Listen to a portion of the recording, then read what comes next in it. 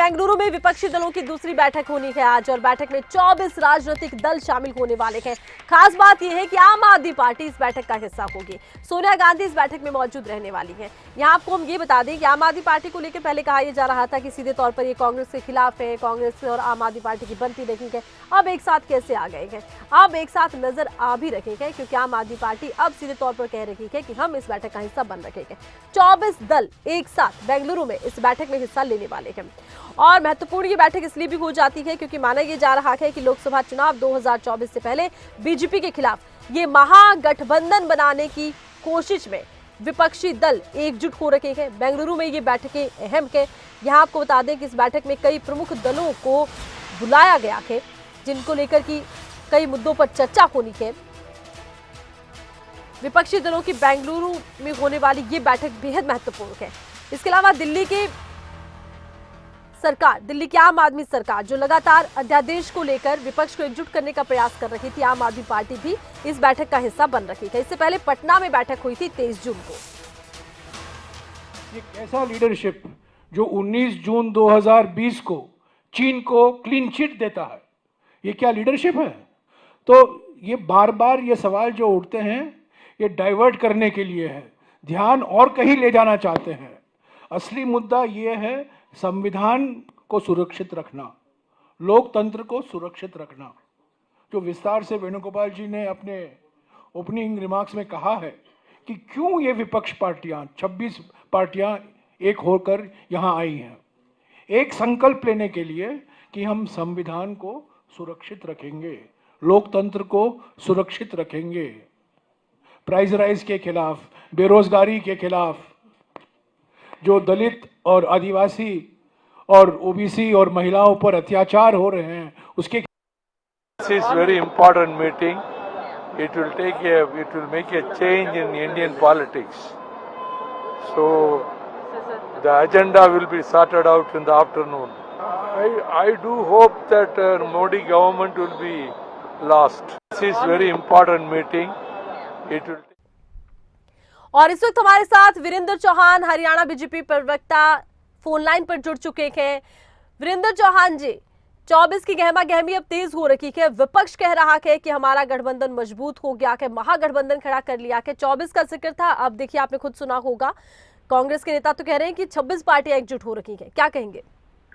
मैं ये कह रहा हूं कि नरेंद्र मोदी के विरोध में खड़ा होने के लिए प्रतिपक्षियों को और प्रमुख प्रतिपक्षी दल जो है सबसे बड़ा, जो अपने आप को मानता है किसी जमाने में देश का सबसे बड़ा दल था, उस कांग्रेस को ऐसे ऐसे लोगों को अपनी डूबी हुई या डूबती हुई नैया में बिठाना पड़ रहा है जो अदालतों से भ्रष्टाचार के मामलों में सजा याफ्ता हैं, सजा पा चुके हैं।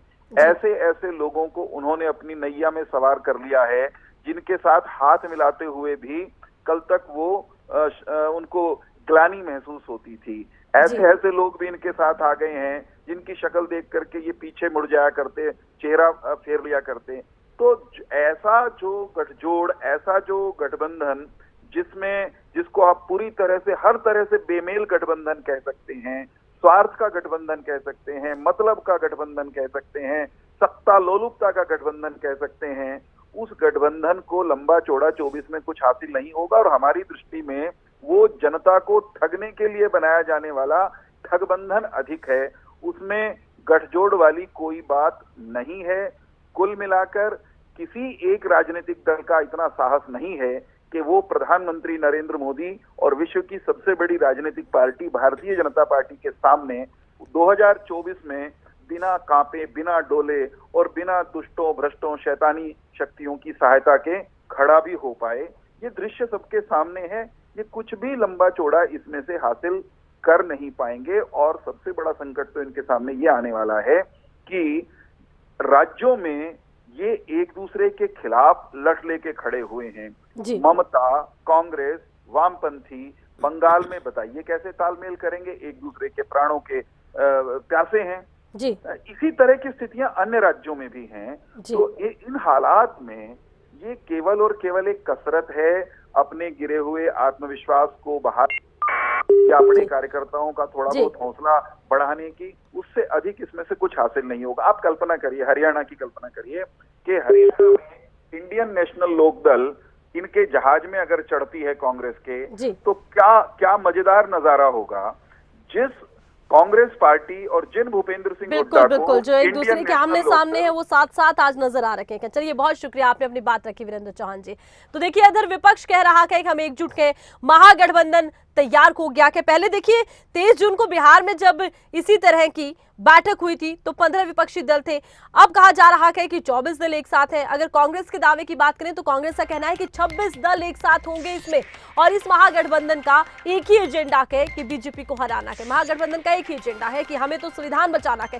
कई मुद्दे उठाते नजर आए हैं। ऐसे में महत्वपूर्ण बैठक है बेंगलुरु में होने वाली। माना यह जा रहा है कि सीटों के बंटवारे को लेकर समितियों का गठन इस बैठक में हो सकता है। चुनाव आयोग के सुधार के लिए विपक्षी दल एक पत्र सौंप सकते हैं। इस तरह के सूत्रों के हवाले से जानकारियां सामने आ रही है। लेकिन महत्वपूर्ण बात यह है कि बेंगलुरु में आखिर कुल कितने दल एक साथ नजर आते हैं। बड़ी बात यह भी है कि अलग अलग राज्यों से जो दल एक साथ आ रखे हैं कांग्रेस के, वो कभी एक दूसरे के दूर विरोधी हुआ करते थे। अब 24 के चुनाव को लेकर महागठबंधन तैयार करने की ये जो एक तैयारी विपक्ष की है, कितने रंग लाएगी ये देखना होगा।